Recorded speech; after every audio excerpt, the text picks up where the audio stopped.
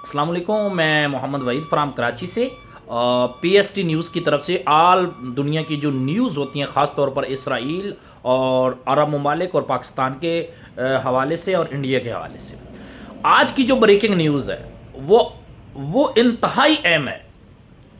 इंतहाई अहम किस्म की आज की न्यूज़ है। नेतन्याहू को अमेरिकी हुक्मरान ने और उनके सिक्योरिटी इदारों ने कन्फर्म कर दिया है कि अब अरब ममालिक से पंगा लेना छोड़ दो। अब किसी भी मुल्क से तो पंगा लेगा तो वो पाकिस्तान के साथ मुआहदा करेंगे। ख़ास तौर पर आप सऊदी और पाकिस्तान से पंगा ना लें।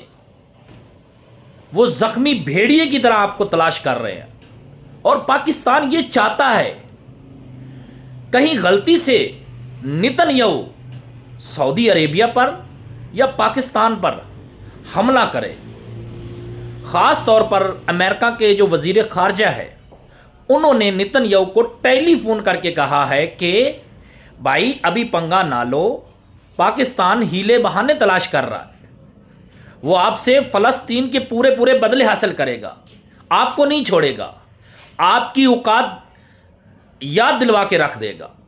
ये ख़ास तौर पर नेतन्याहू के लिए जो है पैगाम आया है और उनके अपने ममालिक के अंदर इसराइल अवाम ने, इसराइल के हुक्मरानों ने और इसराइल के सिक्योरिटी इदारों ने कन्फर्म किया है कि आपने ईरान से पंगा लिया था तो थोड़ा सा सपोर्ट की थी पाकिस्तान ने।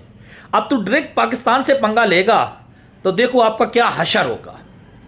और ये जो मुआहदा हुआ है इसने इसराइल की नींदें हराम करके रख दी, जीना हराम करके रख दिया। अब किसी भी अरब ममालिक से पंगा लेता है वो पाकिस्तान के साथ मुआहदा करेगा। वैसे भी 5-6 ममालिक मुआहदा करने जा रहे हैं ऑलरेडी। अब पता चलेगा इसराइल को कि पाकिस्तानियों के अंदर और मुस्लिम दुनिया के अंदर कितना दम है।